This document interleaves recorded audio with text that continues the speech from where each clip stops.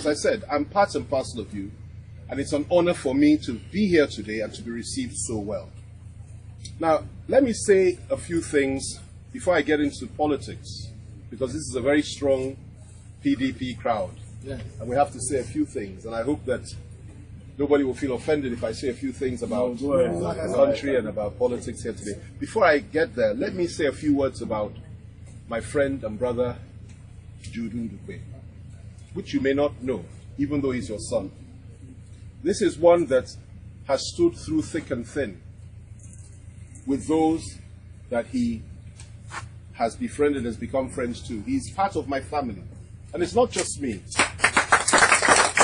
has stood with those of us that have chosen to stand against what we consider to be an evil federal government led by an equally evil man who happens to be our president, President Muhammadu Buhari, who presides over what I consider to be an evil party, the APC. Jude, despite the fact that I don't believe he's been sufficiently honored by our party leaders over the years, has been the most consistent voice, the most consistent writer, the most consistent voice of opposition against the powers that be in Abuja. And they know him for what he is because they are constantly asking questions about him. And I'm surprised that they haven't managed to get you. It's just the grace of God. Because one of the times I was in detention, they called me into a small room, about 3 of them. And they said to me, "Who is Jude Ndukwe?" I said, "He's my brother." They said, "Who is he to you?" I said, "He's my brother." They said, "Well, he keeps on attacking us. Can't you stop him?" I said, "He's my brother, but you know he's a very difficult man." I said, "Even if I ask him to stop, he won't stop. He has the courage of his convictions, and he's very difficult to stop." And even though I've been there for almost 60 days at that point, and of course you don't read newspapers in such places, especially where you're in the underground cells, I didn't know that Jude had been bombarding them every day from the day they arrested me, right up until the day that I was released. And when they rearrested me again, Jude kept bombarding them again. So I have to thank him, and I have to thank you for giving him to us as producers. There was one other thing that he did. Well, numerous things. There's one that's, I think I'll share here today, which touched my heart and which we will never forget as a family. When I was in detention for the second time and they kept me in Kuje prison, there's a special unit built in Kuje prison by the British government. The Nigerian government didn't build it. The British government built it. It's separate from the main prison. And this is a place for terrorists, Boko Haram terrorists. It's a facility they have there. And you have convicts, people that have been killing people, that have been locked up, and also Boko Haram suspects. And I was, apart from Oka, the young man that planted the bomb, I was the only Christian in that, Henry Oka. I was the only Christian in that place. And of course, these were Islamic fundamentalists. And they told me that they don't regard themselves as being terrorists, that they regard themselves as being freedom fighters. They have their own structure, their own hierarchy there. Before the warders can even go into that place, they have to get permission from their leader. Very disciplined, militant, hard guys. And that's where they put me. But God went before me, and I had favor before them. And they told me everything I've said about Boko Haram they've read. I said, "So what do you want to do about it?" They said, "No, they respect me, they respect my courage. And they have asked them to do harm to me whilst I'm there with them, but they will not do any harm to me." And I said, "Praise God." I prayed every morning, every night. They used to hear me praying, because I pray a lot in the night. Nobody said I shouldn't pray. And if you go to that place, and I pray that none of you ever do, maybe just to visit as a facility that one day the PDP will close down, because the APC are using it to really terrorize people. It's like Guantanamo Bay. All you hear and see is silence, separate cells. It's a very intimidating place until they open up in the morning, and then you just mingle. But the cells are separate. It's a very horrible place to be. It's much better to be in a general population. The good thing that happened to me in that place, before I come to what you did there, was that I used to go to church, which was in the main prison. And the Boko Haram boys would act as my bodyguards going to church, and they'd stand outside the church till I finished, and they'll escort me back. And one day, on a particular day, that's the level of favor God gave us. Now, on a particular day, before I came back, I said, "Nnamdi Kanu is in this prison. I want to see him."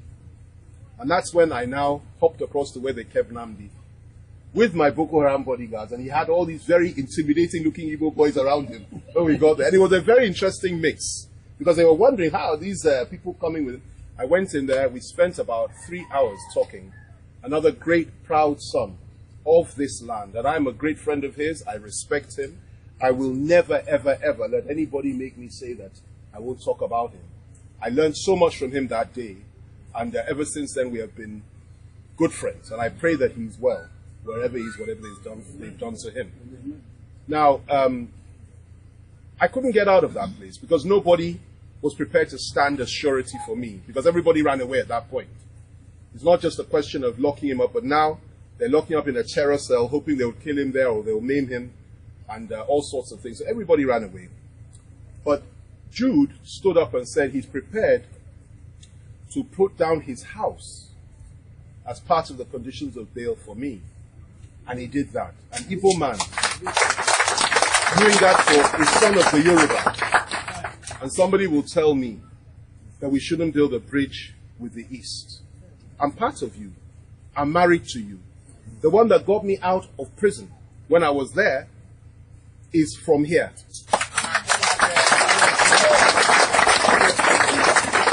These bonds cannot easily be broken. And that's why I stand here before you today and I say to you that where it appears that hope has been lost for each and every one of us that are oppressed in this nation, particularly those of us from the South and the Middle Belt, hope is not lost. Hope is rising. Yes. And in our unity, in our collective strength, we will break the bounds and we will shatter the chains of oppression in this country. I also have to say this, that we must not allow ourselves to be intimidated by what's going on in the country. We spoke about presidential race for next year and so many other things. And as far as I'm concerned, the most important thing for us to do now in this country, apart from taking power from those who seek to enslave us, and I'm sorry that I have to speak in these terms, but given an opportunity like this, it's important that we speak truth.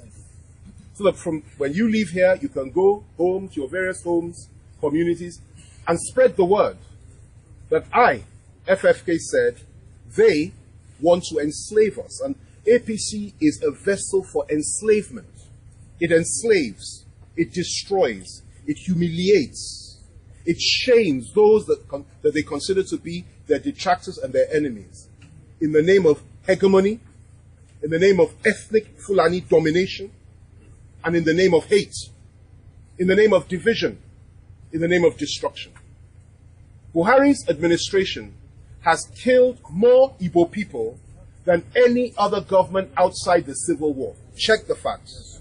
Do the homework. You won't read this in the newspapers. And I'm speaking now as somebody that is a historian. Is it not enough? Is it not enough? And you haven't heard anything yet. I say, is it not enough because on the night of July 29th, 1966, 300 Igbo officers, Papa is here. The elders witnessed it. Eze, we just left him, told us he witnessed everything. To the point that your elders and your leaders are saying, no more war no matter what. Because we know what we went through. But the question I put to them and to the entire nation is this. How long do we have to live with the history of this country, knowing that nobody's prepared to say sorry for what was done? To the Igbo and to the rest of us. Nobody is saying sorry. How long? Let's look at it. July 29th, 1966. 300 Igbo officers were slaughtered in one night.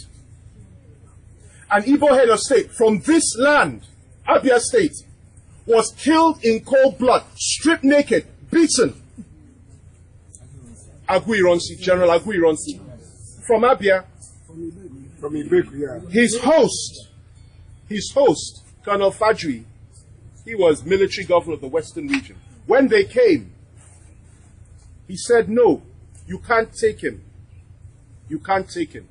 If you're going to kill him, you must kill me too. They said, so be it. They dragged him out, stripped him naked, took him to a bush, beat him like a dog, the two of them, tortured them, and then shot them in the head. It didn't stop there. Please listen to me very carefully, because this struggle is not just about PDP or APC. It's about the existence of you as a people, an existence of my own people as a people, and the existence of Nigeria as a nation. That's what true leaders talk about. Not about party slogans and so on and so forth. Because it's about your future and my future. Didn't stop there. A few months later, they hit and struck again. And when I say they, you know who I mean.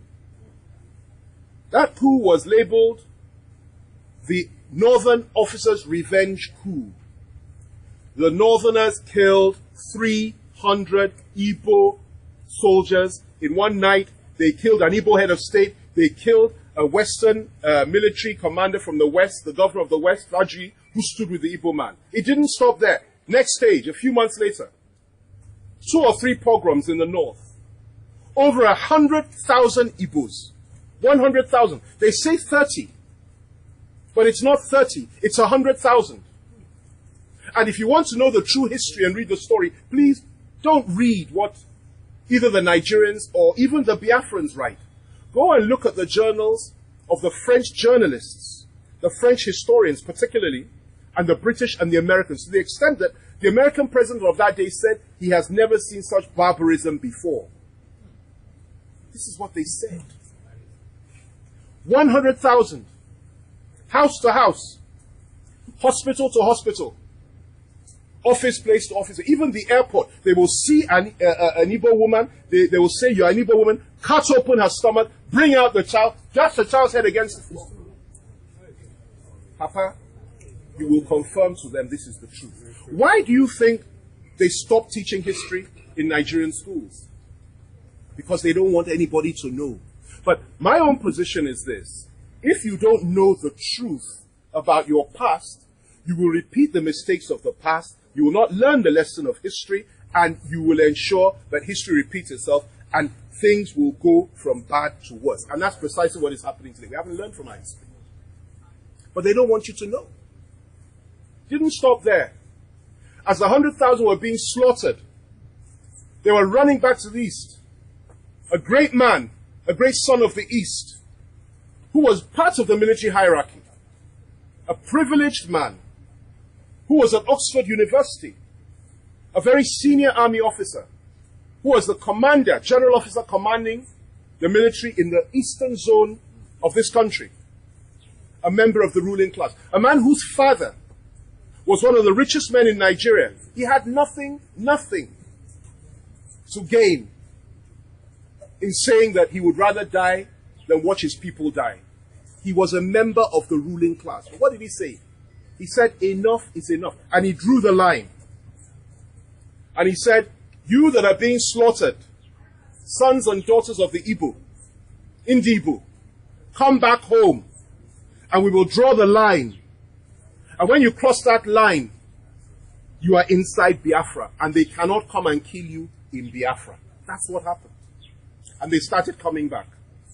At every stop, train station, check it out. Look at the historical records. Find out whether what I'm telling you is true. All the train stations they stopped at, as they were fleeing from Kanu, Kaduna, all these places, they were stoned, they were beaten, bows and arrows were fired at them, they were insulted, they were treated like animals. But they managed to get home. And then, of course, the war started. A lot happened, but the war started. During the course of the war, let me be brief, 2 million of your people were killed by our people, and I am a Nigerian. Many of my uncles fought in that war. We lost many too. War is a terrible thing. But 2 million civilians were killed by our troops. And worst of all, 1 million Igbo children. My son is sleeping in the car. Igbo blood flows through his veins. He's half Igbo. His Igbo name is Lotanna. He's half Igbo. If he had been born at that time, is it not fair for me to say that he may well have been a victim as well if he had been on the eastern side of the Niger? It's quite possible. The humanity that is within us must cause us and enable us to empathize with the suffering. This is not about Biafra-Nigeria war. Because if the Biafrans and the Nigerians wanted to fight, let there be a fight between two armies. That's how wars are fought. You sign to join to fight to die. But when it gets to a point that you and your army are slaughtering innocent women and children in the name of war, that's a completely different thing. As a matter of fact, it's called a crime against humanity. It's called genocide. It's called ethnic cleansing. And we were guilty of that. And this is why I say the first thing that any serious leader ought to do if he says he wants to run for presidency or anything in this nation, or any leader worth his salt, is to issue an apology to the Igbo people of Nigeria for what we as Nigerians did to them during the Civil War. That is the first step to progress in this country.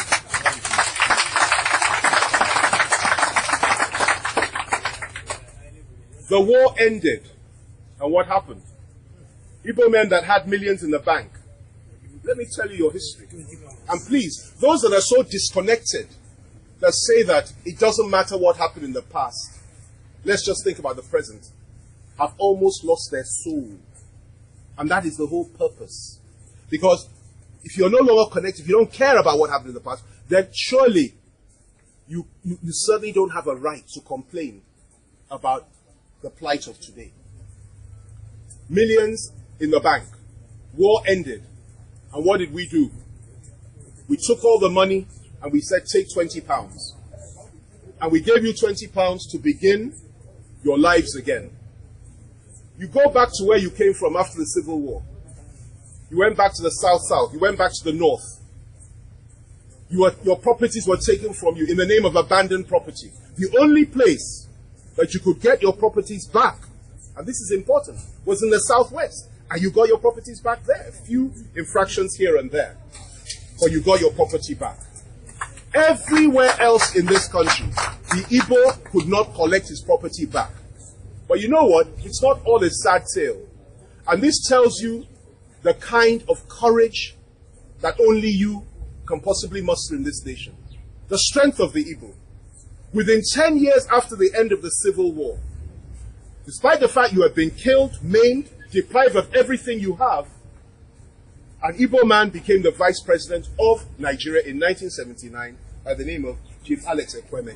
And not only the Igbo could have done that. And I'm very proud of the fact that you managed to do that. And incidentally, it's never happened in human history that after a civil war, so soon, 10 years, that those that were on the other side, that lost the war, ended up having a vice president for the whole nation. It's never happened before. So that tells you that there is hope. Now, what are we saying today?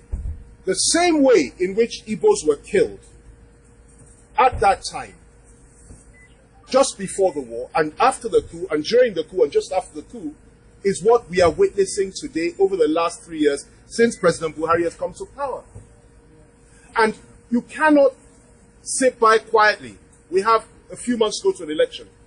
And blot your mind out to the fact that thousands of your sons and daughters were mowed down all over the East by the military and by the police, Buhari's military and Buhari's police, simply because they expressed a desire to have a referendum to determine whether or not there ought to be Biafra or they should stay in Nigeria. It's called self-determination. And they fought for that with their minds and their pens. They never lifted a gun. They never inflicted violence on anybody. It was what you call a freedom of expression, an intellectual exercise, and an aspiration and a dream, which is something that ought to be cherished in any civilized society, particularly by an abused people. Because the Igbos have been abused. Why do you worry about the Igbo? Why do you talk about the... I get this all the time. And I tell people, I say, particularly to my own brothers and sisters in the Southwest, and I'm a proud Yoruba man. proud Yoruba man. I tell them that as you see the house of the Igbo burning, don't rejoice and don't laugh. Because when they finish with the Igbos, they're coming for us. They have already broken the middle belt. And when I say they, you know who they are. They don't come from here. They come from Futajalo. Historical fact. And the Fulani has conquered the Hausa kingdoms. The Fulani has conquered the core north. The Fulani has made everybody subservient to them in the core north.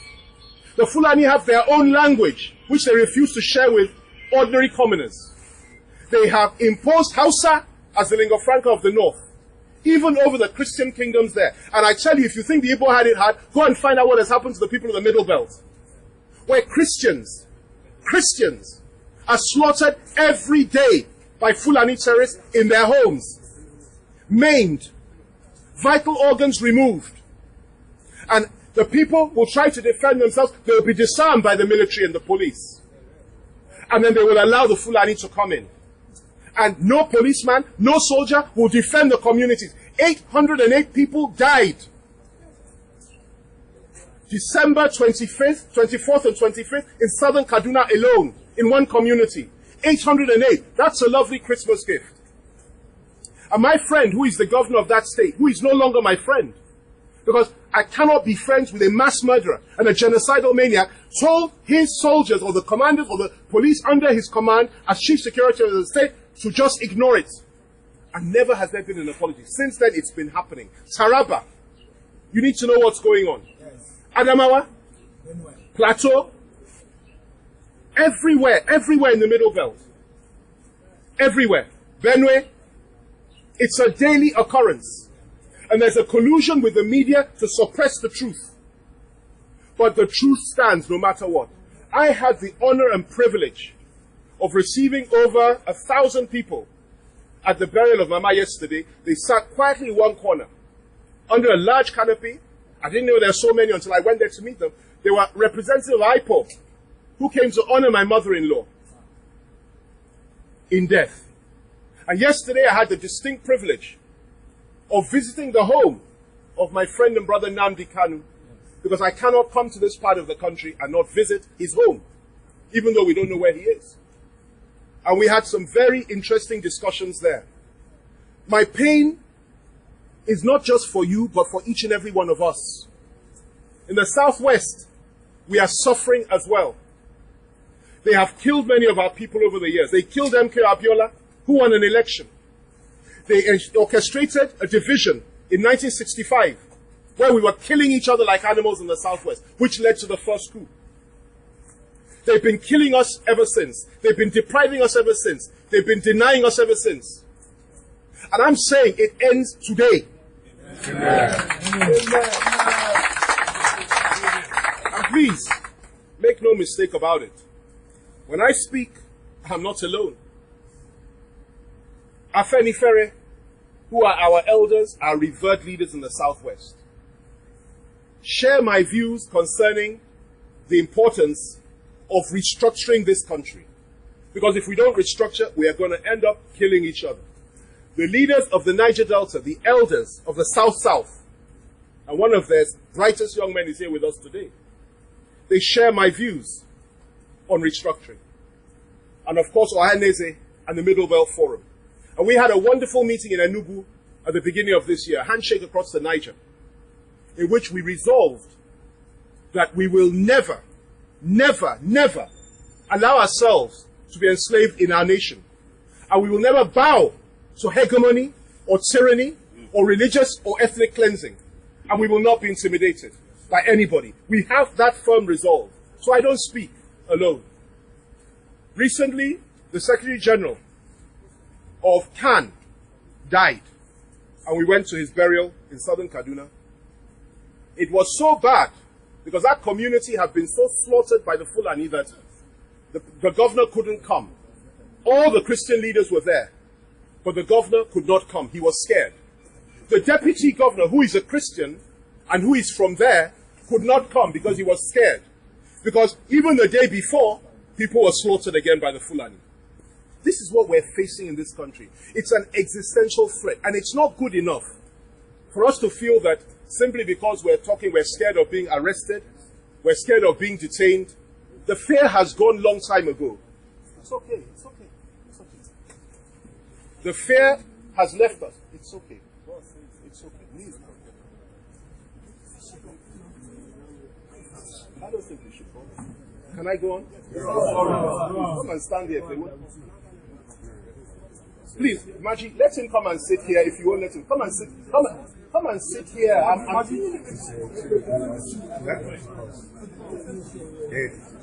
Go ahead.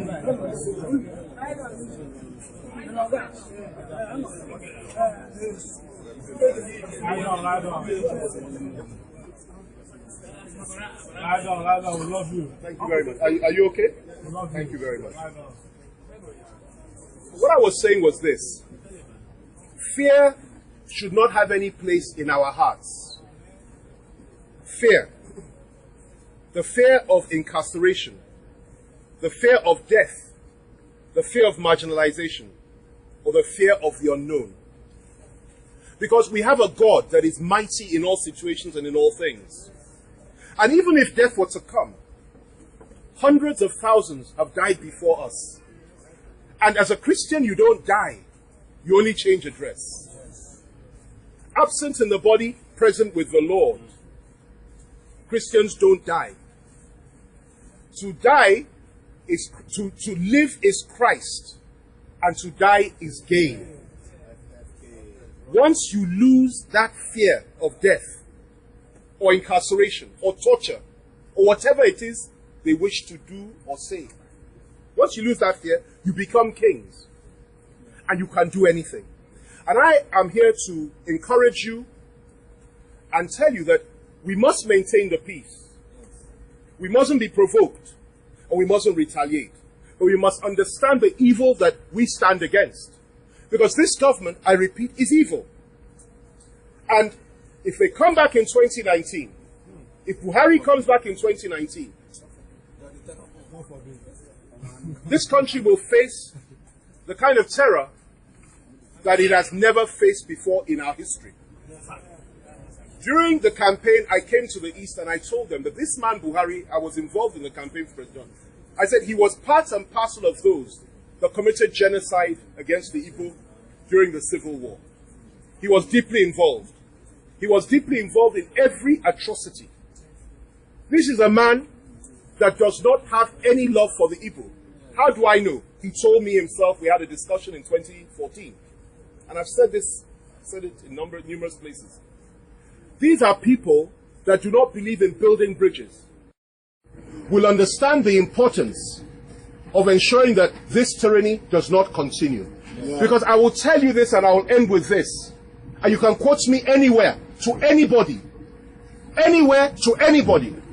If this tyranny continues, the ethnic cleansing continues, the mass murder continues, the toleration of evil continues, of our people, our southern people, and the people of the Middle Belt, and particularly Christians in this country. If it continues unabated, and they continue to support those that slay our people, we cannot guarantee that there will not be a retaliation at some time in the future. Because people like me will be swept aside. And they will say, you've been talking for so long. And enough is enough. I hear the voices of some babies and children over there. They are to be preserved and protected. And a great future is to be built for them. They deserve no less. They weren't brought into this world to be slaughtered. And I urge you, if you know anybody from, there's a place in the north, Adamawa State, called Bachama Land. If you know anybody, great fighters, great warriors, their capital is Numan. You know anybody from there, ask them. You won't hear from my mouth. The sort of things the Fulani do, they call them Fulani herdsmen, I call them Fulani traders, when they attack. To children and to women. Because you won't believe it unless you see it. Ask the Beroms in Plateau State. The last attack in Plateau, 200 were killed in a short period of time. You didn't just kill them. They went there, took over their communities, occupied their communities, and renamed 53 towns with Fulani names. 53, I told President Obasanjo this the other day. He said he didn't know about the issue of renaming of towns. It's a fact. That's what we're faced with. And Buhari has said and done nothing about it. Because deep down inside, it is difficult for any Fulani man to condemn the activities of the Fulani herdsmen because there's some kind of spiritual pact between them, which is inexplicable to me. And the blood that they shed, they don't shed it simply for land. They shed it because they want to spread Islam, take over communities, grab the land and mineral resources of others, dominate and destroy. That is what we're up against as indigenous people of this country. And 2019 is coming. Vital decisions will be made. And I urge you to stand with the PDP. Whoever emerges, stand with the PDP. Yes, we have Fulanis in the PDP too. Good ones. Who do not have the mindset of the murderous beast. They do not have the mindset of a tyrant. Can you trust a Fulani man? That's a question that we have to keep asking. But we have no choice as long as we're in one nation. And there are some good Fulani people, I know some of them, who are equally upset by what is going on. And you'll be surprised. Some very high up, some of them very high up, even within the government. So I want you to keep the faith, keep the peace, be strong. Know that we must change government. But even after we've changed government, if a PDP president comes in or government comes in that does not restructure, that does not redefine our country, and does not allow the fundamental questions to be asked as to whether or not we really feel we want to remain as one. If this is not done, we're only postponing the evil day.